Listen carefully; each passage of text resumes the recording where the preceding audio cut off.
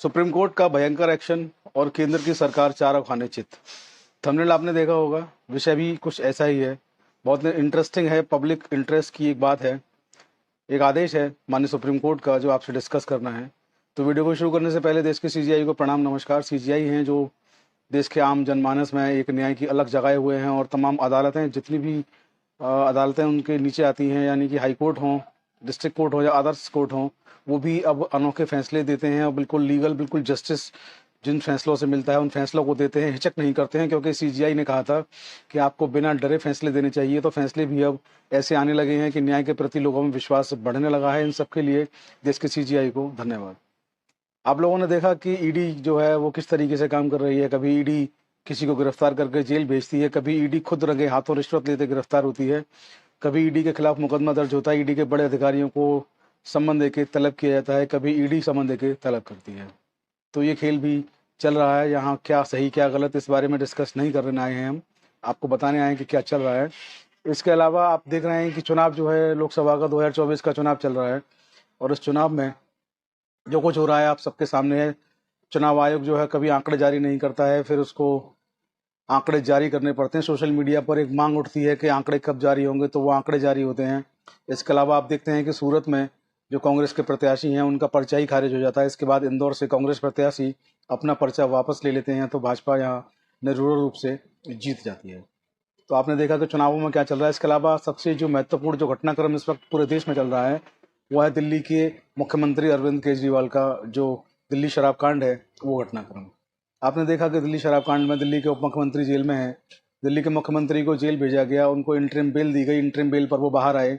बाहर आने के बाद चुनाव प्रचार में जुटे हैं। हालांकि सुप्रीम कोर्ट ने तमाम बंदिशें उन पर लगाई हैं कि वो क्या कर सकते हैं और क्या नहीं कर सकते हैं। इन सब के बीच में अभी एक दिन पहले से एक खबर जो आना शुरू हुई, 2 दिन पहले से, कि दिल्ली की जो आम आदमी पार्टी है उसकी जो राज्यसभा सांसद हैं स्वाति मालीवाल, उन पर मारपीट की गई। उनके साथ सीएम आवास में जो मुख्यमंत्री हैं उनके जो पीए हैं उन पर आरोप लगा। तो ये चीज़ें भी आप लोग देख रहे हैं किस तरीके की राजनीति चल रही है और क्या देश में चल रहा है। इन सब के बीच में एक सबसे बड़ी खबर, सबसे बड़ा आदेश जो सुप्रीम कोर्ट का है, जो कहीं ना कहीं केंद्र सरकार पर जो आरोप लगते रहते हैं, विपक्षी दल कभी नहीं चूकते हैं, कभी नहीं हिचकते हैं कहने में कि केंद्र की सरकार ईडी और सीबीआई का दुरुपयोग कर रही है। और ईडी का दुरुपयोग इतना ज़्यादा कर रही है कि जो भी नेता केंद्र सरकार के खिलाफ बोलता है या उनके चीज़ों को नहीं मानता है, उनके कहे अनुसार कार्य नहीं करता है, उसके पीछे वो ईडी लगाकर उसको परेशान करते हैं, जेल भेज देते हैं। तो इस आदेश से कहीं ना कहीं जो केंद्र सरकार की जो शक्तियां हैं, ईडी की जो शक्तियां हैं, उन पर कहीं ना कहीं अंकुश लगता नजर आ रहा है। और कहीं ना कहीं ये लग रहा है कि अब जो है शक्ति जो केंद्र सरकार और ईडी के बीच में थी, कहीं ना कहीं न्यायालय उसके बीच में आ गया है। आदेश ही कुछ ऐसा है। तो आदेश को मैं आपको थोड़ा पहले इसको ब्रीफ कर दूं, पढ़ के सुना दूं, उसके बाद इस पर डिस्कस करेंगे कि क्या है। तो लाइव लॉ पे एक रिपोर्ट छपी है। जनसत्ता और तमाम सोशल मीडिया जो अखबार पोर्टल और तमाम चीज़ें वहाँ सब पे आप लोग देख सकते हैं। एक रिपोर्ट छपी है जिसमें कहा गया है कि ईडी जो है पीएमएलए के तहत अब किसी को ऐसे गिरफ्तार नहीं कर सकती जब मामला न्यायालय के संज्ञान में हो। न्यायालय के संज्ञान में अगर मामला है तो कोर्ट से उसकी अनुमति लेनी पड़ेगी। अनुमति लेने के बाद ही ईडी किसी को गिरफ्तार कर पाएगी। यानी सीधे सीधे जो केंद्र सरकार का और ईडी का, क्योंकि ईडी जो है केंद्र सरकार की एजेंसी है, तो उस पर आरोप लगता रहता है कि केंद्र सरकार की कठपुतली है, केंद्र सरकार के कहने पर वो काम करती है। राहुल गांधी हों, तमाम बड़े नेताओं विपक्ष के, कभी वो कहने से नहीं चूकते हैं ये वाली बात को।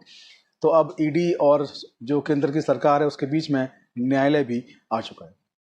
तो मसला ये है, मैं आपको बता दूं, सुप्रीम कोर्ट के जस्टिस हैं अभय एस ओका और उज्जवल भुइयां, इन दोनों की खंडपीठ ने पीएमएलए के तहत गिरफ्तारी की जो ईडी की शक्तियां हैं उन पर बहुत अहम फैसला दिया।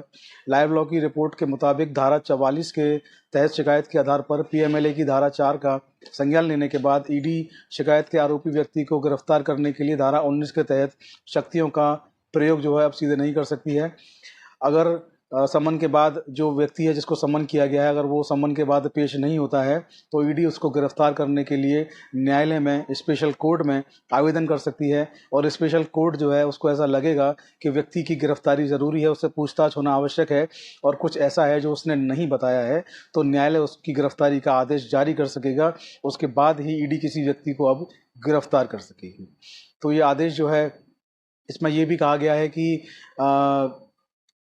इसके पहले कोर्ट को ये देखना होगा कि उसके कंटेंट क्या हैं केस के, और उस न्यायालय को ये विश्वास करना होगा कि उसकी गिरफ्तारी जो है उसकी गिरफ्तारी हुए बिना इसमें जांच जो है संभव नहीं है। संबंधित व्यक्ति जो है वो सहयोग नहीं कर रहा है, जांच में कुछ चीज़ें नहीं बता रहा है।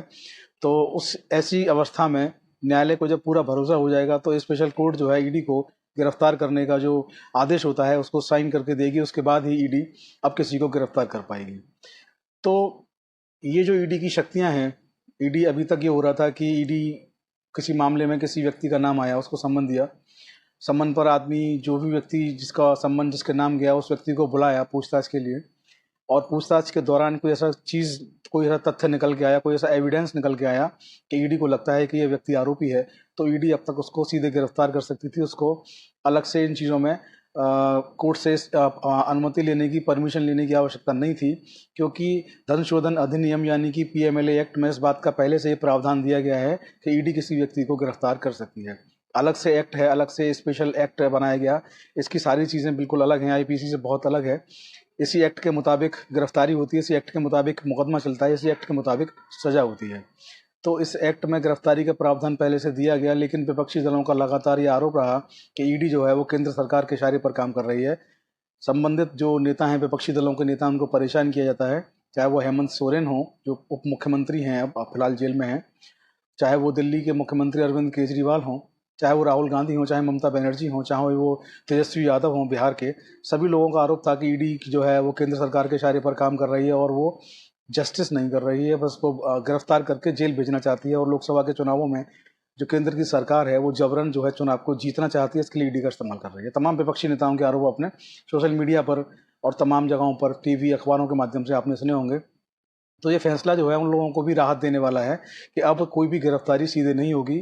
सुप्रीम कोर्ट की जो बेंच है, जस्टिस अभय एस ओका और जस्टिस उज्जवल भुइया, इन दोनों की बेंच ने यह आदेश दिया है। और जब ये किसी सुप्रीम कोर्ट की बेंच ने आदेश दिया है तो ये आदेश देश के प्रत्येक हाई कोर्ट, देश के प्रत्येक जिला न्यायालय, देश के प्रत्येक जो भी न्यायालय जिस स्तर पर हैं, चाहे वो ट्रिब्यूनल हैं, चाहे वो कोई से भी न्यायालय हैं, चाहे वो स्पेशल कोर्ट हैं, सब पर समान रूप से लागू होता है। क्योंकि सुप्रीम कोर्ट का जो आदेश होता है वो एक तरह से ये माना जाता है कि बाकी के न्यायालयों के लिए उनको मानना बाध्यकारी है, वो ऐसे नहीं बच सकते हैं। तो जब मानना बाध्यकारी है, मानना एक तरह से आज्ञापक ये आदेश होता है, इसको मैंडेटरी होता है निचली अदालतों को, ट्रायल कोर्ट्स को इनको मानना। तो जब ट्रायल कोर्ट्स को मानना है, सुप्रीम कोर्ट ने आदेश दे दिया है, तो अब देखने वाली बात यह है कि ईडी जो है आने वाले दिनों में किस तरीके की कार्यवाही करती है। ईडी किसी व्यक्ति को सम्मन देकर सीधे गिरफ्तार करके जेल भेजती है, या ईडी जो है अब किसी व्यक्ति को पहले सम्मन भेजती है और उसको लगता है पूछताछ करने के बाद कि संबंधित व्यक्ति जो है वो आरोपी है, उसको गिरफ्तार किया जाना है, तो स्पेशल कोर्ट में उसकी गिरफ्तारी का आवेदन देती है और मंजूरी मिलने के बाद ही उसको जेल भेजती है। खैर, क्या होना है वो तो भविष्य में है। जो भी इसमें नया अपडेट होगा उससे आपको अपडेट हम समय समय पर कराते रहेंगे। मैं आपको दोस्तों एक बात और बता दूं कि ये पीएमएलए जो है वर्तमान में बहुत चर्चाओं में है, ईडी वर्तमान में बहुत चर्चाओं में है, लेकिन पीएमएलए और ईडी जो है वो इसकी शुरुआत कहाँ से हुई?